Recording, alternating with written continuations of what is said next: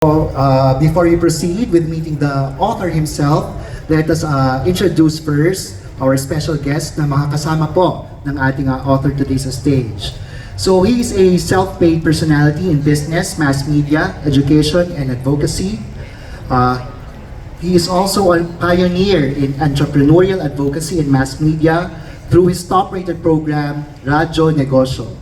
He is a best-selling author, a columnist of the Manila Times and Business Mirror, and the Chairman Emeritus of the Philippine Chamber of Commerce and Industry in Quezon City. He is also an awardee of the Outstanding Filipino Award for Education, or TOEFL, and the Agora Award for Entrepreneurship. He has over 10 million monthly engagements in social media and is well regarded as the father of Philippine Review. Palakpakan po nating lahat si Dr. Carl Balita. Thank you very much. Good evening. Good evening. Palakpakan naman for the man of the hour. What a privilege to be in front of you today to introduce and to talk to a man who has really branded himself as the Lord of Scent of the Philippines. I had an interview. I had a pleasure of interviewing him in my show in ABS-CBN and in other programs. And of course, he's a co-Thomasian. Shout out to the Thomasians, to the Thomasian leaders who are there. Yeah. And you know, they say that experience is the best teacher. Do you agree? Yes. But experience is a very harsh teacher. Yeah. Why? Because experience as a teacher will give you the test first before the lesson. So the real best teacher, the best teachers are the experiences of other people. Because we can already get the lessons that they have learned from the tests of life that they have passed. 25 years of aficionado, I wouldn't ask his age, but definitely this 113-page book will encapsulate his secret. What I love about this, the title is What Worked for Me. So this is what worked for him. You have heard the introduction. I have gotten a script that also says the same thing. So I'll forgo the introduction. We're all excited to meet. Ladies and gentlemen, please welcome the man of the hour, the author, Mr. Joel Cruz.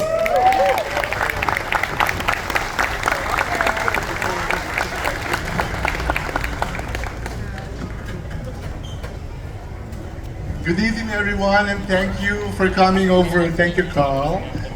Yeah, please. Of course, I couldn't say no to him. I said I woke up in vegan today and I'll sleep in Batangas. Governor Chavit Singson, I was please, palakpakan niyo. Very special guest, Governor Chavit Singson is in the house. And of course, thank you, Gov. the timeless diva, Dulce, is also in the house. Also here. Yeah, would you like to acknowledge some of your other friends who are here with us today as well? Although I thought Governor Chavit is still in Korea, but good thing he arrived last night and he can make it tonight. Thank you po, Gov. No? And those, of course, the daughter, my family, Vibal Publishing, employees are here also, friends from college, high school, my sister from LA, Teddy, is here, and her friend, Alan from Alaska. Chef Arvy is here. Yeah, my sister Marilu is here. UST, go, go, go! Go to Mashan. And Everyone else friends, will love you. media, everyone. Thank And you of for course, coming your over. lovely kids. Please Oh, yeah, acknowledge them. of course. All right. Yeah, my lovely 8 children. All right. Joel, you have been through the ups and downs of life. Yes. It may not be a very difficult childhood. UST was a good incubation for who you are right now. Correct. But tell us, one of the things that you're tackling in one of the chapters here is business or putting up your, or being employed. I'm sure you were employable, but why did you choose to be in business? Let's talk about the first one that failed. Okay. What led you to that? You know, I grew up in a father of a businessman. My father used to run a trucking business since 1950. My mom used to run a party chairs and tables for rent. So growing up, like elementary, high school, sa bahay, there's a phone, the phone rings, and then we can start having business by, like, let's say they want to rent a chairs for a party, let's say party of 50 chairs and 5 tables. So we know the prices, let's say 10 pesos per chair, let's say 50 pesos per table. At young age, we can compute. Alright. So we just have to get their address. Normally it's from the Sampaloc area or nearby. So you did not have a formal role, No. but you were somehow contributing to the business already. Exactly. Even in tracking, we can, like transfer from one house to another house. We can just get the kilometers, the distance, and then how much per kilometer if it's a Yeah. 4-wheeler truck or a 6-wheeler truck or a 10-wheeler truck. So Alright. basic mathematics. So We can do that. Without saying that, you are probably encouraging the parents here, the young parents especially, that they should expose their children to what they want to be in the future. Yeah, just right now, my children, like Prince and Princess, like Prince recently, he sold aficionado products in school. He sold to the teachers, to the parents of the classmates, and then some classmates and friends also. I think he earned like 15,000 pesos. Not bad Not for bad. a 12-year-old boy. Because really, our children do not follow what we say. They follow what we do. But did you ever hear from your parents? What was their advice to you? Joel, finish your education so that you can find a job, or Joel, finish your education so you can start your business. My mom, she's very like old-fashioned. That we have a wall here. There's a lot of diplomas. Because we're 7 siblings. I'm the 6th. Okay. You see, the first one is a graduate of accountancy. There's an engineer. Yeah. She liked that all his children to be professional. So I was tasked to be a doctor. All right. That's why I asked, my mom really wanted me to be a doctor. That's why I took up BA Psychology, All right. UST, pre-med. But, it's really my passion is into business. I really want to earn money as early as when I was like in 3rd year college. I was going to Hong Kong to buy some goods to sell. Alright. Were you ever employed in your life? In my father's business, yes. Yeah, but outside this family circle, you have not experienced being No. Yeah. One time when I was in the US, TFC, the Filipino channel, for like a couple of months. Yeah, you must be fluent in Tagalog and English. Alright. It's in San Francisco, California. Yeah, I was employed there. You ladies and gentlemen, trying to avoid the questions that are already in the book so that you will buy the book later. Because really, there are so many trigger questions in the book that I would love to ask, but you might be able to answer that already and they'll not buy the book, so they better buy the book. And let's make it a bestseller, right? Shall we make it a bestseller, everyone? Thank you. Alright. Joel, but you entered a different business. You went into garments and it failed. Yeah. And what were you telling yourself when suddenly one day the business you were trying to nurture failed? Oh yeah, back in college, I used to go to Hong Kong. When I was in Hong Kong, I just budget everything. I never have a chance to be accommodated in a 5-star or 4-star hotel, just the 2-star hotel. I never rode a taxi in Hong Kong. It's always the MTR, with the big bag, sa mga night market. I buy t-shirts, shorts, belts, wallets, and then sell it to friends, and friends' employees, ganon. Basta mabawi ko lang yung pamasahe ko, that's it. Alright. That's why I'm telling my children, you're so lucky. At your young age, you can fly business class. You can fly with the private plane of your ninong, Chavit, My goodness. Matanda na ako nung nakasakay ako sa business class. Talagang lahat economy class. Kung lahat ng promo na kailangan biling ko, baka sakay lang ako ng eroplano. At makabawi ng pamasahe. Makabawi na ng pamasahe. Kasi yun ang pinakamahal the airfare. Mabawi ko lang yun. So through those experiences, you really have mastered the art of selling. Yeah, because way back, I used to sell clothes, I used to sell whatever, and it sells. Yeah. Talagang, I have that, luck to sell. Did you experience being rejected? Oh yeah, In your like sales you were experience. talking about the garment business. It also started from a very humble beginnings. It started from like 5 sewing machines right after graduation. Kasi nga, instead of getting products from Hong Kong, ginawa na namin dito, nag-garments na kami. Yeah. But it grew up, from 5 sewing machines, it's like a factory after 7 years or 8 years. 100 high-speed machine. I was supplying Rustans, Landmark SM, Robinsons. Unfortunately, way back in 1997, 1998, it was the Yeah. Asian crisis. All right. And like those department stores, they used to get from China. And pinakitahan nila ako ng isang blouse for only like 50 pesos or 75 pesos. Which you're gonna Oh match, no, you're gonna create. because I have to pay my sewer like 40 pesos, no? Cutter for 30 pesos. Then the amount of the fabric is hundreds of pesos. Sabi ko, oh no, we cannot compete. They just relabel, no, from China. And you had to quit. Yeah. And I told him exactly na, kung tutuloy niyo yan, magsasara ang mga garment factories in the Philippines. And that was your first 2.5 formal business. Yeah, nagsara yun. That was your first formal business, Oh. and you failed. Yeah, I Yeah. was in my small room, Ah. no? Sarado na lahat ng shops namin, pati yung mga makina, hindi na namin mabenta because sinong bibili, wala na Correct. garments. So I was really crying. Yeah, what were you- I would call up my sister in the States. Sabi ko, I don't know what's happening now. Sabi ko, lahat ng tinuro ng magulang natin, inabsorb ko yung ginawa ko. Yung sipag, tiyaga, napalaki ko yan. Umiyak talaga ako sa kanya, sa sister ko, yung eldest sister ko. And then, sabi niya, hindi, kaya mo yan. Ganon, umpisa ka ulit ng ibang negosyo. Sabi, binigyan niya ako ng lakas sa What loob. did you tell God at that time? I was like somehow questioning him because I did all the best, from a very humble beginnings to be successful. But it did happen. Yeah. Split second, split second.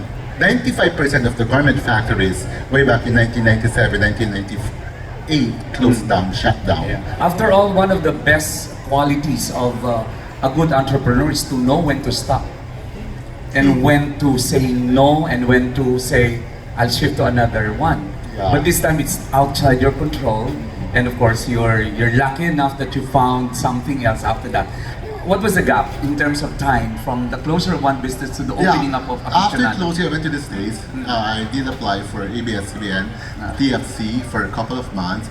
And then, to be honest, modesty aside, I'm not used into cooking, yung mga household chores. Hindi po talaga ako marunong magluto. Hindi po ako marunong maglaba. No? Kasi kahit papano, lumaki naman kami na may katulong. So, pagdating ko sa bahay ng sister ko, her daughter was asking me, you don't know how to turn on the washing machine? Parang na-insulto ako, oo, hindi ako marunong. Because at home, there's a maid, di ba? May nagagawa talaga ng laban natin. Correct. I don't know how to operate that. And being honest, even rice cooker na hindi ako marunong eh. Okay. Grabe talaga. Pero pagtrabahuhin mo ako magdamag, hindi ako susuko. Workaholic ako. Okay. Magdamag yan, hindi ako susuko. Wag lang talagang yung mga luto, laba, plancha, hindi ako talaga marunong. But pagtrabahuhin niyo ako, magtatrabaho po talaga ako, magdamagan niya. So somehow your journey in the United States brought you to a shift to something new. Yeah, I came back and then a good friend of mine from Henkel, Philippines introduced me Aficionado, the perfumery. Okay. Humble beginnings also. No? The very first store was in Evergrotesco Grand Central. Yeah, you told me that. The rental's only like 1,000 pesos per day, so you must have 30,000 pesos for the whole month. And you know how humble was it? Talagang wala kaming opisina. I just nag-rent lang ako ng isang apartment for 15,000 pesos. How much capital was Siguro available for you at that time? around 100,000 pesos. Okay, to start that little kiosk Yeah. and that little office where you You know, operate. that apartment was really empty. I don't even have an office table. And then, siguro mga 8 na yung tao ko nagbebenta. Alright. Sabi niya, sir, wala po kayong table. May table po ako sa bahay, bago studio. Talaga, alika puntahan natin, kunin natin yung table mo. Hiramin ko muna. Alright. So yung mga hindi ko makalimutan. And fast track, Joel. Ah. From that time, you started with 100,000 little kiosk in Monumento, little apartment where you operate. Fast track, tell us what is Aficionado now. Well, we have more than 500 stores nationwide in the whole Philippines. Alright. This is the kiosk and the cards, Oh, some of from franchises are here. Hi, Millet. They're here. And also, distributorship like groceries, supermarkets, it's like thousands of supermarkets in the whole Philippines. So it's very successful because anywhere you go, there must be an aficionado. Yeah, even in other countries, you know, we're distributing in like 19 countries already. Papasok ang Papua New Guinea. This is, I just had a dinner with them last night. I hope that they're here. No, soon it's gonna be the 20th will be in Papua New Guinea. Yeah. And in all Filipino stores worldwide, aficionado is present. All right. Now, let me ask you, what was the best lesson that you learned from the failure from your first business? You know, I didn't stop. I just learned from my sister, just continue. You know, And what there will be another door that will open. All So right. I started my aficionado business again from a one store and to 500. to Yeah. 500. And what's the best more than lesson 500. you've learned from the success that aficionado is having right now? You know, whatever I learned in business, I learned from my father. Yeah, being so honest, disciplined, and from my mother is very religious. Yeah. You know, I put my faith first, you know, to him. Alright. And I teach that to all my employees. Before we start our work, we have to pray. So if we're talking of 500 plus stores in the whole Philippines, at the start of the store opening, let's say that's 9 o'clock or 10 o'clock, they have to pray. So- And we also have a closing prayers. Alright. In the office as well, no? In And you the consider plant. that as one of your secrets? Oh yeah, because Your most important secret probably. yeah, I believe I'm only just an instrument of him Yeah. for all this blessing. And there was a time actually I asked him like, Lord, I have a question. I really asked for blessings. Yeah. Why did you give me so much blessings? And what was the answer? Yeah, hindi naman niya ako kinausap talaga, no? Yeah, the reflection, It was answered through cell phones. I received messages from my employees. Alright. Yeah. One employee mentioned about, Sir, nagpapasalamat po kami sa inyo, sa aficionado, dahil noon, yung anak ko po ay gustong-gusto ko ipasok sa private school, no? Ngayon daw, naka-private school na yon. And then, may sumunod na message din.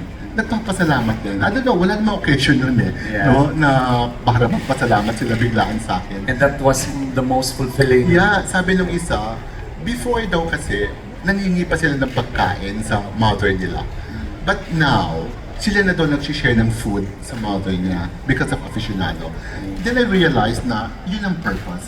It's not really just for me alone. It to be shared for everyone. And it's not about wealth that you create for Yeah, yourself, yeah. but for others. I remember in the year 2000, I also launched a book. It's called Prosperity. And the last sentence in that book is when I said, prosperity is what others have become because of you. Yes, true. And I think you are continuously being blessed Yeah. because you're becoming a blessing to Yeah, others. yeah, exactly. You know, I was hearing this with everyone, like, our good Lord is always looking for someone who has a golden heart. Like Shavit Sinsan here.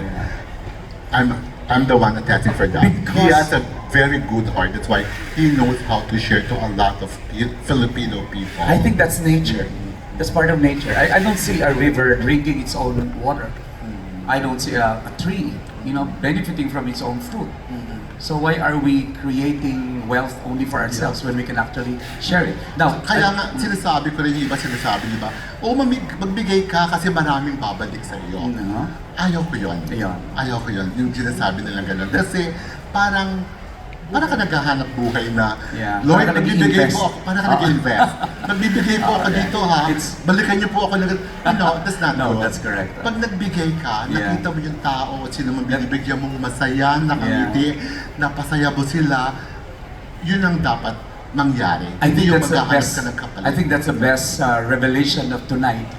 That indeed, social purpose is becoming a great differentiator Yes, and of in a business. split second, it can happen. Correct. Look what's happening now, di ba? It's all over the news. And by the di way- ba? Ganun kabilis yung pangyayari sa kanila. And Joel- After i-flaunt, and then now, binawi. Ganun And this is a kabilis. new blessing coming from you. Oh yeah, Why? of Because course. your experience now we're sharing to everyone. Yeah. They can read your life story. Yeah. They can actually, benefit from the failures that you have had, the lessons, Yeah. the victories, the I'm triumphs. very, etc. very transparent to all my failures, challenges with this book, Kasi sabi ko, marami kasi tayo mga kaibigan, kababayan na naghahanap buhay din. Correct. Pero kapag ka pumasok ang problema, minsan nawawala din sila ng pag-asa. But here, with this book, I shared all my problems, all the difficulties sa journey ko, sa business and life. I shared it here. And dito, mababasa ninyo na hindi ako nawawala ng pag-asa. Hinaharap ko talaga lahat ng challenges. Perfect. So, it's a good thing that you get a copy of this for only 460 pesos, you know. And ito sabi ko isang regalo, lalo siguro ngayong Pasko, na hindi mabubulok. No? Walang expiration, hindi masisira. No? It's a book na you can share, not to yourself, but to the family, friends, a lot of people. Keep this, not to your children, but even to your grandchildren. Maraming matututunan po dito sa sinulat ko And na ito. they say there are various ways that you can be immortal. When you plant a tree, when you bear children, when you put a business under your brand and your name. But one of them is actually when you write a book. Yes, Because yes. this will, outlast Yeah. your life. Now, Correct. let me ask my favorite question. My favorite question whenever by the way, I've interviewed you, I remember in my younger days, in ABS-CBN, when I started with the show Radio Negosyo in DZMM. And your one favorite story that I hold. In fact, I cited you in one of my books. As Thank you. the humble beginnings and the branding that you have made of yourself. But my favorite question is always, what do you see aficionado 5 years, 10 years from now? The Well, vision of I always the tell business, my the empire you age, have I'm created. 60 years old, senior na po ako. I just turned 60 last February. And so I'll be 65 by then. Magre-retire na ako. Not in your personality. Maybe not, yeah. But I'm growing my children. Hopefully 5 years from now, Prince and Princess, you just turned 13, you'll be 18 5 years from now. So I hope you can help Lottie also with the business. But I'm the kind of parent, not like your Lola, who's very parang ano siya, kailangan ikaw doktor ka, ikaw lawyer ka, ganun. No, whatever you like, no. But please, first preference sana nila is to help me into my business. Kasi it's not just aficionado, I also have other businesses, even in the US. We have 5 or 6 commercial buildings in America. So, pinapakita ko sa kanila yon. Sabi ko, I hope soon kayo na bahala dito sa mga buildings na yan, kung anong gagawin nyo. And yung Prince Princess, 13 years old now, Harvey, they're 9 years old, they listen. But the rest of the 4 kids are still young. They listen for 1 minute. After 1 minute, wala na, naglalaro na. Hindi ko na makita. Yeah. Kinakabahan ako minsan. What makes Joel Cruz happy? What's the source of your Well, happiness? number one, seeing my children. I'm very, very happy. I'm very, very blessed with my children, genuine friends also, my family also. I say genuine friends because it's so hard to find genuine, true, loyal friends. And what is your best indicator of success? Which we see in you. Well, success for me is when you see others happy because of what you share with them, that's success. It's not really your own success.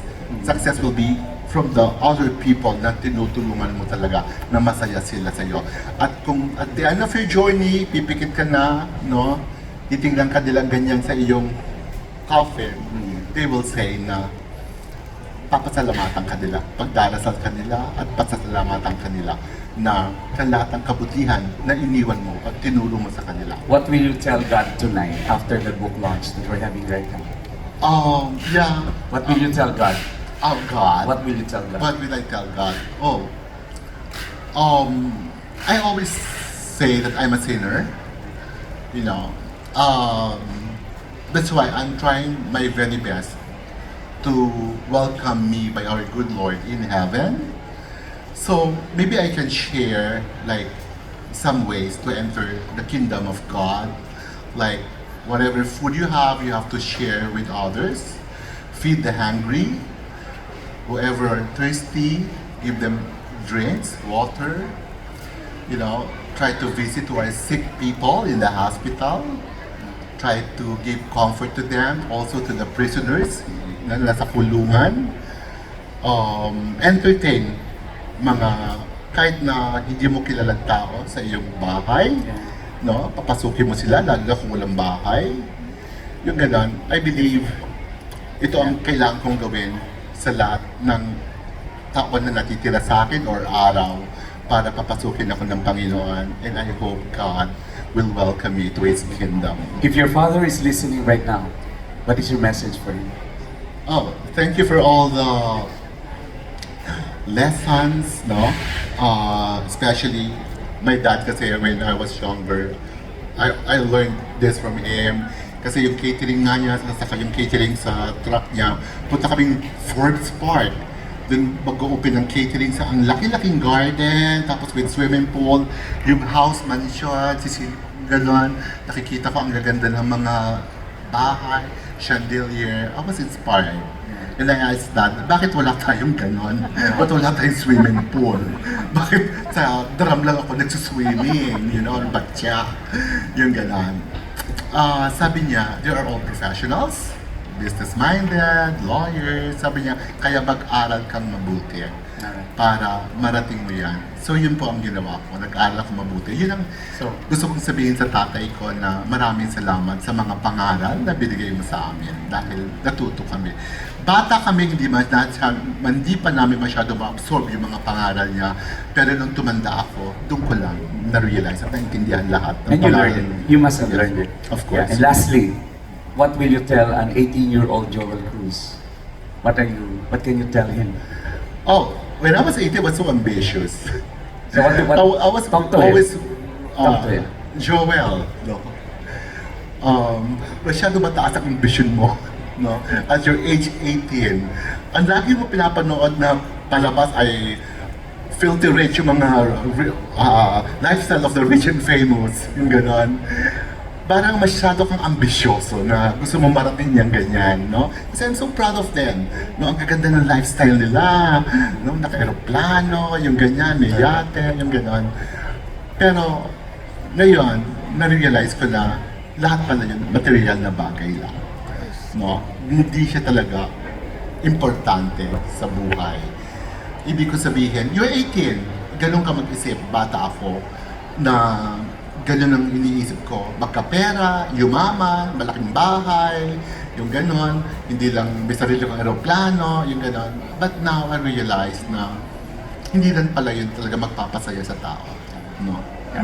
So, and to close this, why should we buy your book? Please invite us to buy your book. Okay. Again, for only 460 pesos, no? Mayaman po kayo o hindi naman ganun masyadong super yaman, no? Kung mabigat na po sa inyo yung 460 pesos, kasi sabi ko nga sa Vibal, sana huwag masyadong mahal para ma-afford talaga ng lahat. Kasi I don't think you will consider the 460 pesos. You should consider what's in the book. Please read this. When you read this, sana balik-balikan nyo pa rin. Ako when I read, hindi ako nagmamadali magbasa. Minsan inuulit ko kasi hindi ko naintindihan. Babalikan ko ulit. Please do that. Do that para maintindihan nyo po mabuti. No? And this very honest story about my life, my journey for my success in the past 25 years. Sabi ko nga kanina, maraming failures na nangyari.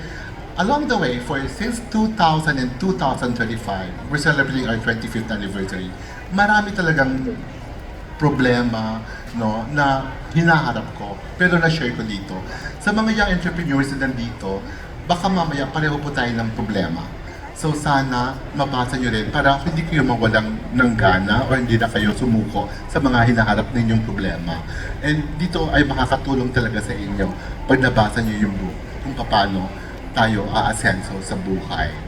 I hope you get a copy. Sabi ko nga, ito, unlike others na merong expiration date, wala po itong expiration date, no? Hindi po siya nabubulok, no? Hindi siya maluluma, no? Mapapamana niyo pa sa mga anak niyo hanggang sa apo niyo. So please get a copy. And thank you so much, everyone. Thank you very much. And the guarantee is, the content of the book worked for you. Exactly. So it may teach a lot of lessons. Ladies and gentlemen, the one of the hour, the author now the author, the Lord of Sense, now author of the book, Business 101, What Worked for Me, Mr. Joel Cruz. Thank you everyone. Thank you for being here. There you have it. Thank you so much. Of course, to Dr. Carl Balita. Palakpakan din natin siya.